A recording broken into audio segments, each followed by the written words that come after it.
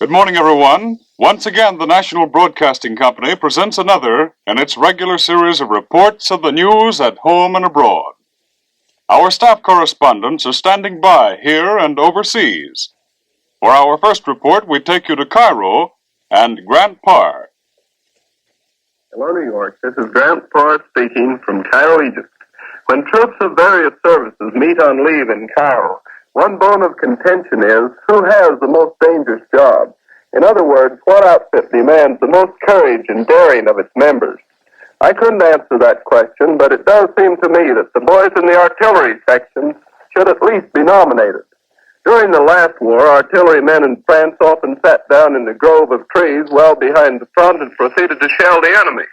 They had little to worry about except shells from enemy guns, and other services usually got most of those. But in the desert, the gunners have never known anything like that. They've played a vital and often decisive part. They've often carried the day, but they've paid in dead and wounded, in flesh and blood, for the toll they've taken of enemy armor.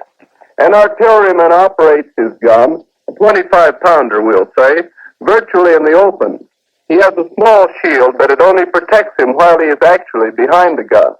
And there is ammunition to be carried, which puts him out in the open with no protection at all.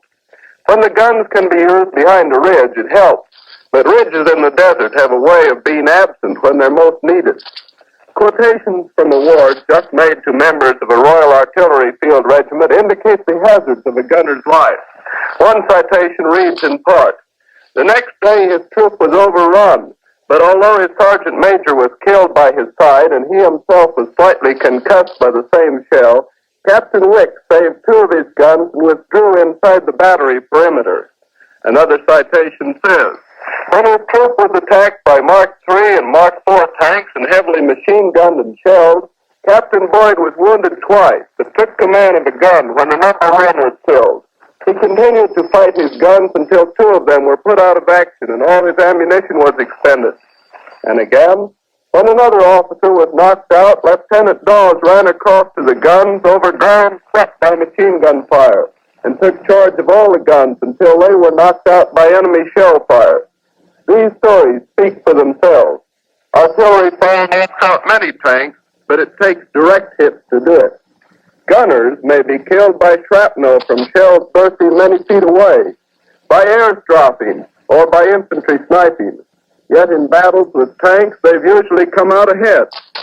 The artillery outfit seldom gets the vacation either. The Alamein front was quiet yesterday, but the guns were busy as usual. I now return you to Cairo. Our next report comes to us from the British capital. We switch you now across the Atlantic to London and John McVane. This is London. If anything like a second front is being planned, the security has been well kept. But without knowing anything about what Mr. Churchill and the service chiefs intend, people over here have an indefinable feeling that something is in the wind. This feeling may be just a feeling without any basis, but it has charged the atmosphere of England with expectancy, and the average Britisher is once again ready to take and give hard blows. The British are continuing the process of tightening up their civil defenses, because if real war again flares up in Western Europe, the fire watchers, home guards, air raid wardens, and all the rest will have plenty to do. Fire watchers are being given special lectures, and the sound of the air raid alarms has taken some of the dullness out of the duty of spending 1 or 2 nights a week in readiness to go on rooftop duty. In the next few days, all London residents are going to be canvassed and told what special duties they'll have to undertake in an invasion. Women who aren't doing anything else will be used to organize food centers. Women are taking more and more part in the fighting services to free men for the army or the home guard. In the past few nights, the first all-woman searchlight battery in London has been at action stations. The great searchlight and its machinery is entirely controlled by girls in battle dress. Before they were given the responsibility, the girls had to learn to manipulate the beam, carry out repairs, and recognize all types of friendly and enemy aircraft. You know that home guards are taking over anti-aircraft batteries. They're getting more and more efficient and complicated weapons for the day when the Army carries out its mobile task on the continent and the defense of England is left up to the Home Guard. The British believe that Laval's campaign to recruit workers to Germany has failed so badly that he'll soon have to use outright force. Laval promised the Germans they'd get about 350,000 French workers to help solve their labor problem. The campaign he began a few weeks ago has only succeeded in getting about 12,000 Frenchmen to go to Germany. Laval closes factories in France and threatens to withdraw ration cards of workers who won't go to Germany. At the same time, he tells the French workers that in Germany, they'll get high wages, cheap lodging, and paid holidays.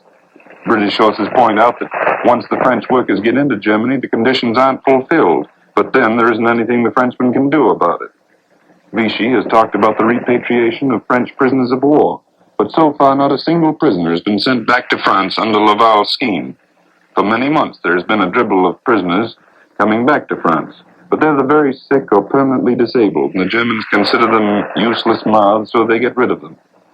For some time it's been reported that Laval is going to try the especially foul scheme of taking the 100,000 Spanish Republican refugees in France and handing them over to the Germans or the Franco government. Either way, they'd be condemned to death, torture, and imprisonment. A group of distinguished English men and women, headed by the Duchess of Atholl, Lord Cecil of Chelwood, and the Master of Balliol College, Oxford, are appealing to the United States and the countries of Latin America to protest to Vichy. And today, the Yorkshire Post asserts that the Spanish refugees are outside the armistice terms. This is John McVeigh in London, returning you to the National Broadcasting Company in New York. Our next report on the war comes to us from neutral Sweden. Our staff correspondent, David Anderson, gives us his summary of the war as seen from Stockholm. Hello, New York. This is David Anderson speaking from Stockholm.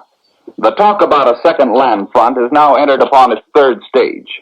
In the first one, we found the Allies doing most of the talking, with the Germans denying the possibility of the Allies to open up another front.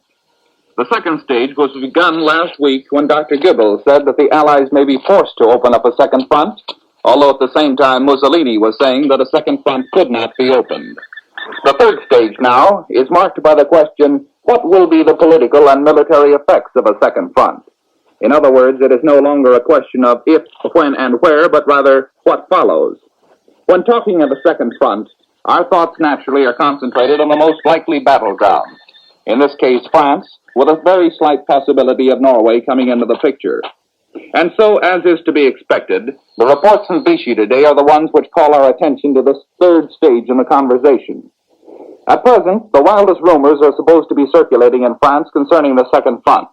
Exactly what the nature of these rumors may be is not given, but it is said that the recently intensified British propaganda directed to France has been interpreted as a nerve warfare just before the beginning of the attack on the French coast. Then, too, the recent acts of sabotage and attacks on French Nazis and Germans have tended to create a feeling of tension.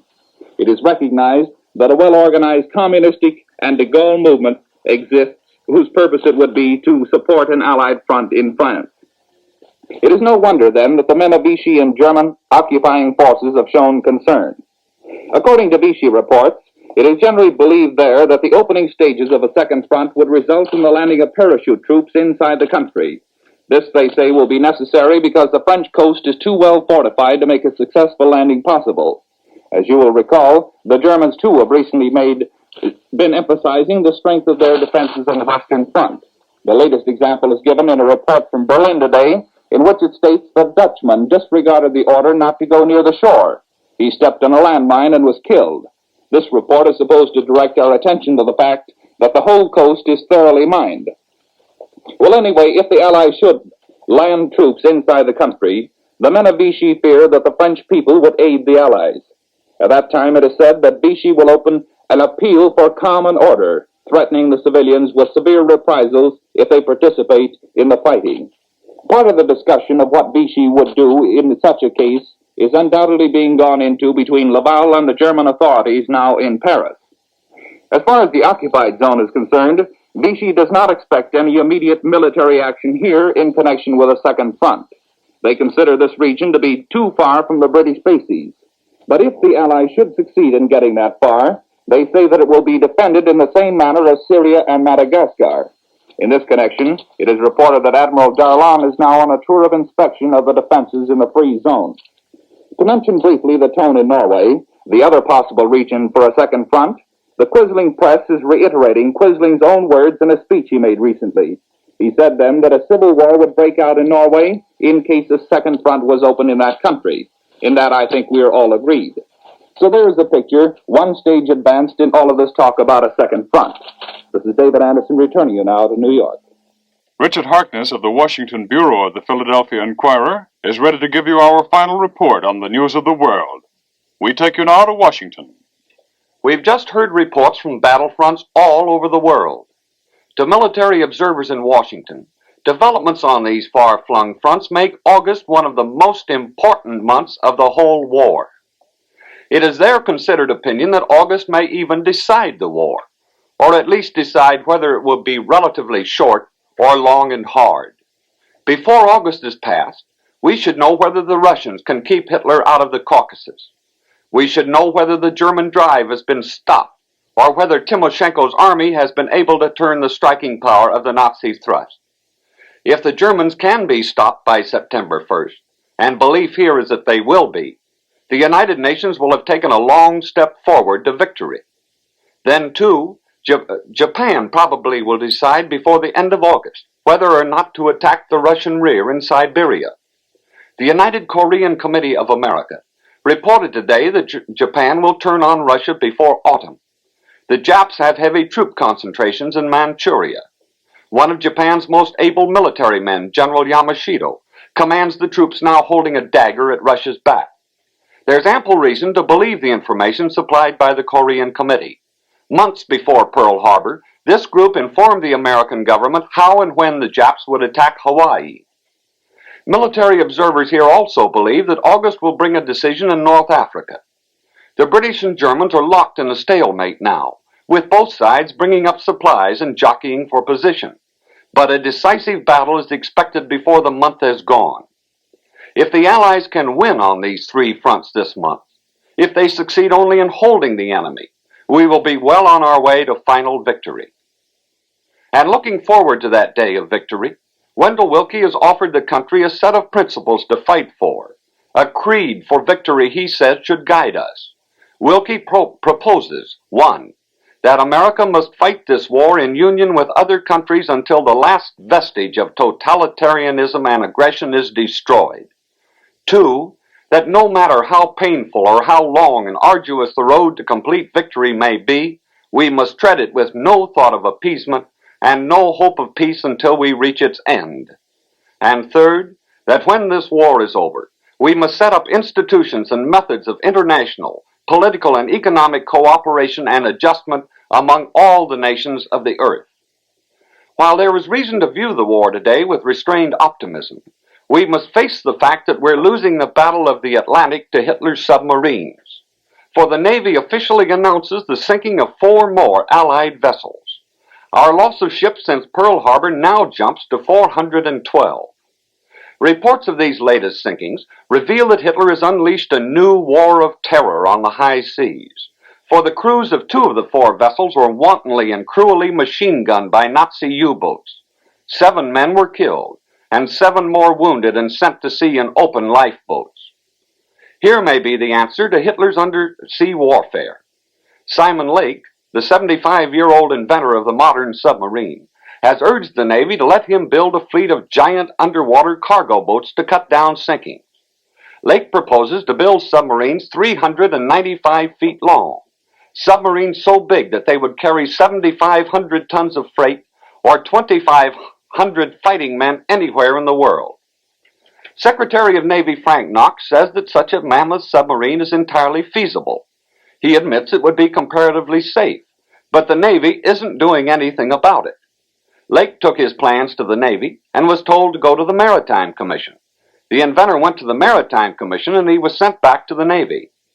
Hopping mad over what he calls a runaround, Lake says the trouble with our government officials is that they're afraid to take responsibility for anything new. Before the day is over, we may know the verdict in the case of the 8 Nazi spies.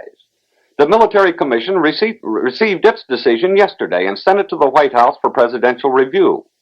Also, Mr. Roosevelt is expected to announce today that he is vetoing the Farm Block synthetic rubber bill. And that's all from Washington. And so ends this morning's roundup of the news of the world. Today we heard from our staff reporters Grant Parr in Cairo, John McVeigh in London, David Anderson in Stockholm, and Richard Harkness from our newsroom in Washington. For all the latest news, keep tuned to this station. This is the National Broadcasting Company.